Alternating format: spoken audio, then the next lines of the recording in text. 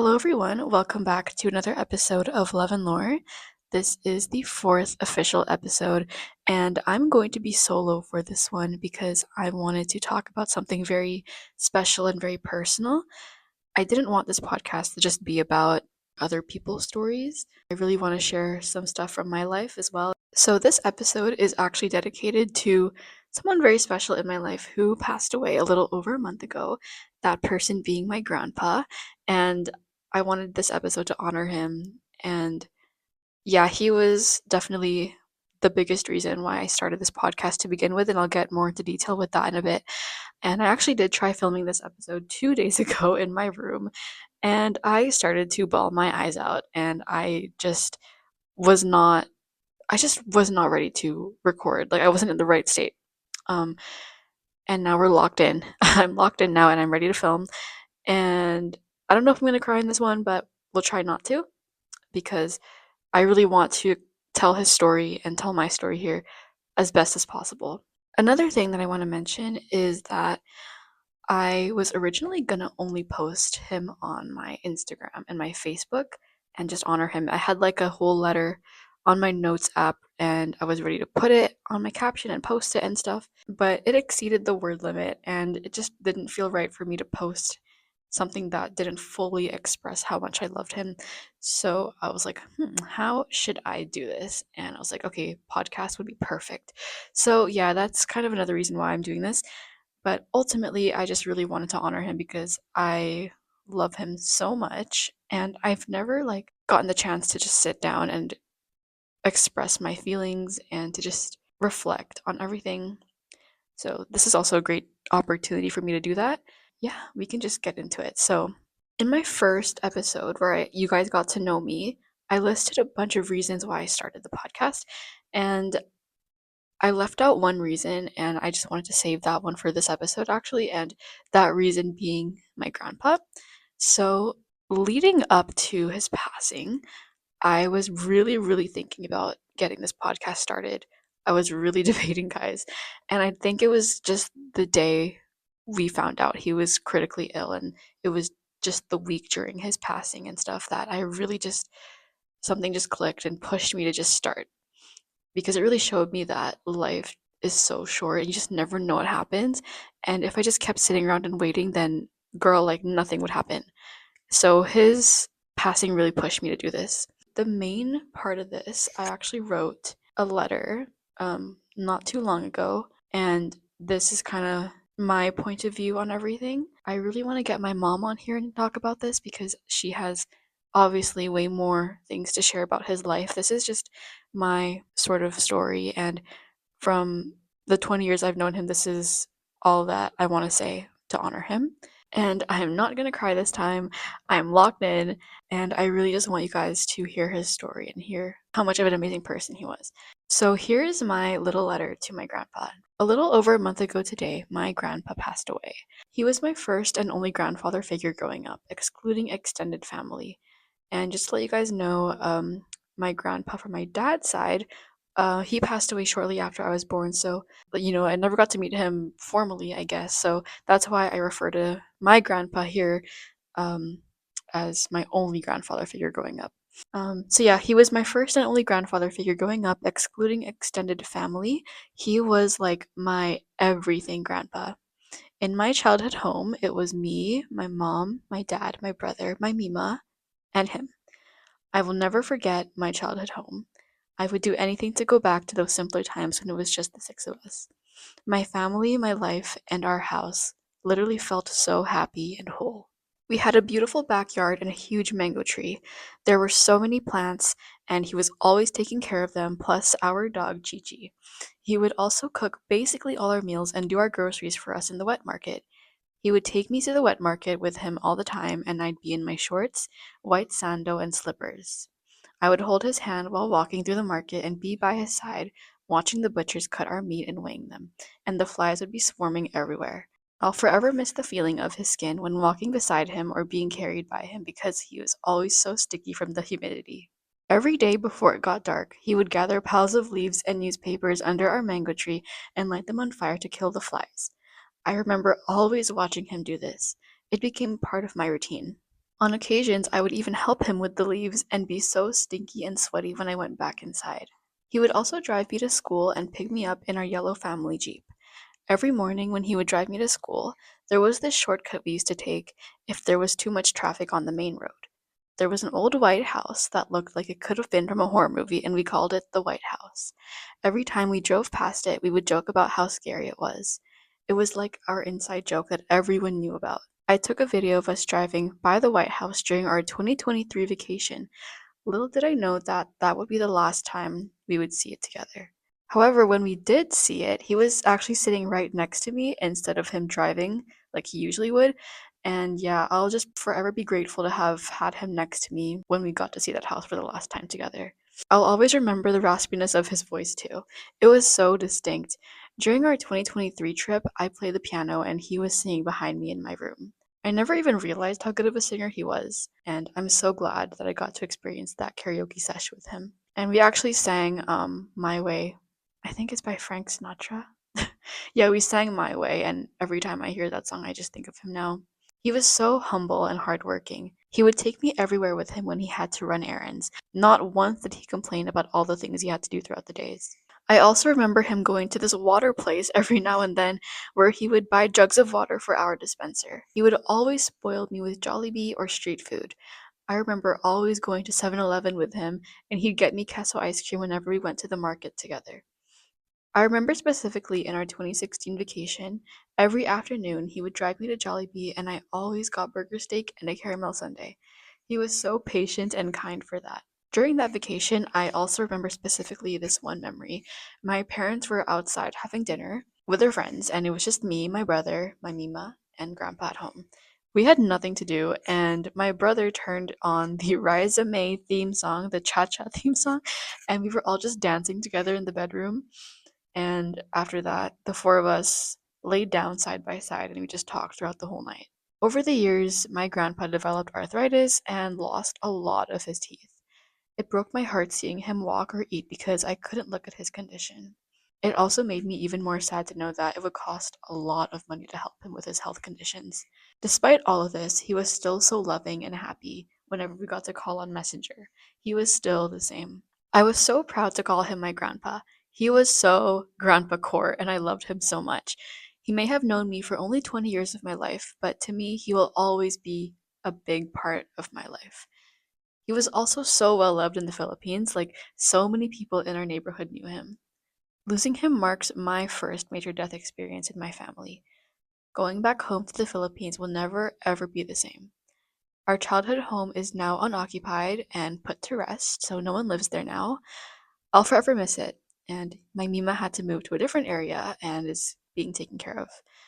I got to see my grandpa's casket over the phone, and seeing it decorated with so many flowers made me feel so happy and at peace because his casket deserved to be the most beautiful out of all of the other ones. He was so, so young, and his passing was so unexpected.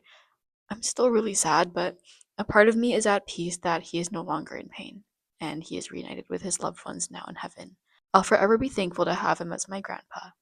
Moving forward, I want to honor him as best as I can, and I want to make him so proud and show him that he helped raise such a strong woman. And that is my little letter to him. This truly does not even scratch the surface of how much more I want to say about him. He was such an amazing grandpa, and he was he was very just, I don't know, like, he wasn't a man with many words, at least from what I always thought. He was mostly more on the quieter side. He wasn't super, super outgoing, or, well, he was, but like, he wasn't super, super, super talkative, or at least, yeah, again, that's what I think. But just his actions and the way he carried himself was so loving. And I really just will never forget all the things he did for our family. And I'm gonna cry. I'm gonna cry. He was an engineer back at home. And guys, I'm literally gonna cry. He was an engineer back at home, and when I was growing up, I think he was already retired by that time because I never actually see him working in a construction site. He was just always cooking and he was always taking care of me and he was shopping for our groceries at the wet market like I mentioned. Yard work, he was doing the laundry, he would sweep the leaves in our front yard. He would take care of the car. He would drive me to school. He would pick me up from school. I remember specifically this one day after school. um, oh my god, guys, I'm literally gonna cry. Okay, I remember this one specific memory after school. Um, before we were dismissed, it was just me. It was a small school. It was just me and four other girls in my preparatory level. So this is basically grade one. But basically, we did a prayer and like a goodbye song, I think, like at the end of each class. And I remember specifically, he was waiting for me because he would pick me up. He was waiting for me right at the door, and I remember doing my prayer and doing the song and just watching him. I like ran to him after I did my prayer and my song, and we went home. And maybe not ran, but I was like really, really excited to see him. I also remember that one of my classmates in elementary school had like a hot dog business or a barbecue thing, and he would always drive me to the hot dog stand like almost every night. Not almost every night, but a lot of nights he would drive me there. And yeah, just like things like that. He was very soft spoken, but his actions were so much bigger and they just spoke with so much volume. And I also remember my Mima. Our Mima is my grandma, by the way. We just call her Mima. She would always be so mad at him because he would come home so late. But I think what he was doing out so late was either playing with his friends or buying food, or I don't know what he was doing. But yeah, my mom or my Mima would always get so mad. I never understood why. I always felt bad. But I don't know if I already mentioned this, but he was an engineer. My dad is also an engineer, and I just thought it was so cool that the two of them were engineers. Over the past few years, ever since we moved to Canada, we would always call them on Messenger, and I just wish I got to say more. Like, I really, really wish I just got to say more and say I love you more times than I did. And yeah, it just really shocked me that your life can be taken just like that. He was really, really young, you guys. I guess I can also explain how I found out or how we found out that he was dying. It was one morning, it was a school day, and this was in the middle of March. I woke up and I heard my dad talking on the phone to my uncle, or I didn't know who he was talking to at the time, but I woke up, my dad was on the phone, but I noticed he wasn't in the living room or kitchen, he was actually outside. So I knew that this was serious, right? Then I started eating breakfast and he came back inside after his call and I was like, what was that? Like, what was going on? And then he like paused for a bit and then he was like, so grandpa's sick. And then I was like, what happened? And he was like, he had a stroke. And I was like, oh my God, okay, yeah. And then I went to school that day. My dad went to work, or he either stayed at home for a bit to take care of things and then went to work. I went to school, came back home, and yeah, news broke. Everyone knew at this point. It was, I think, either the next night or if 2 nights later. We were at my cousin's house, and my uncle called, and he told us that he was on life support and that he had about 24 hours to live. And I just started crying, and my mom was crying, and everyone was tearing up. And my parents really, really quickly booked a flight and they went back home. And they were home for about 3 weeks. So I was basically home alone with my brother for 3 weeks. And luckily, my grandma got to stay with us and take care of us for those 3 weeks. But I was basically home alone for those 3 weeks. And this was also during a very stressful time. Like, it was during final season. It was also during Relay for Life. And there was just so much going on. And it was just a very, very stressful time. It's really sad because by the time my parents did make it to his hospital room, he was already gone. And I remember my mom saying that she whispered, "Thank you, Grandpa," into his ear. And that made me so sad. That broke my heart, bro. And apparently, he was still pretty warm when they got to the hospital room. But guys, like, it's crazy. It's just, it's so surreal. Like, I still can't even believe it. So, yeah, then my parents got there and they went straight to work. There was a lot of documentation involved, a lot of money involved, a lot of questioning and grieving, and it was just a really stressful time. And I want to just take this moment to just express my gratitude towards my parents because they literally they had to manage so much things at once. And during that 3 week time period, my dad was like talking to lawyers and he was managing so many things and he was planning itineraries for the trip and getting food and calling me and taking care of my Mima and the funeral plans for my grandpa and just so much other things that had to be taken care of. And my mom as well, like I couldn't even imagine how she was feeling because she was even telling me, I think she can expand on this if I get her on here, but she just had no proper time to grieve because there was just things to do every single day. And it's just so much for someone to handle. We also had a little family call during his funeral. Like, what's it called when they put him in the ground? I got to see his casket and we got to watch them putting his casket under the ground. And yeah, I was like literally in tears, like across the phone. I think it was actually during that call when it really, really just hit me that he was gone. Like the moments leading up to it, when he was still in his casket and the flowers were around and he was in the building, like his casket was in the building. I don't know what the proper term is. Like, the room when you can see his casket. It didn't really hit me that much because I was like, yeah, he's still in the world with us. Like, he's literally right here. But it wasn't until they put him under the ground where it really hit me. 3 weeks later, my parents came back. Everything is now under control and everything's put to rest. There are obviously still things that need to be handled. But yeah, I'm just very happy that he is at peace and he's with his loved ones in heaven. So yeah, I guess that concludes this episode. To just end off with some final words, I think this whole experience has taught me that life is just so short. So just do whatever you want to do and appreciate everyone in your life. Tell your loved ones you love them and just don't take anything for granted. Also, it taught me to take care of my health and make sure that everyone around me is healthy. And again, this is my first major death in my family. So it really just hits a little hard. It's a little different. But it did teach me a lot about life and, like just living life to the fullest. Yeah, going back home will never be the same because, like, what do you mean when we go back home next time, he won't be there to pick us up and drive us home? Like what? Like, that's really weird to think about. And, like, another thing, we were at Walmart yesterday, and usually my dad sends money to my grandpa, and after we check out, we always, yeah, send money to him. And I'm like, wait, we're never gonna send money to my grandpa ever again? Like, that's weird. And yeah, hopefully, like I said, I can get my mom on here and she can talk more about his life because she knows him way more than I do, of course. I just want to get another chance for you guys to hear more about how amazing of a grandpa and how amazing of a father he was to her, and just more stories about his life. And yeah, hopefully that'll happen soon, but obviously, we're still in the grieving process. It's only been a little over a month.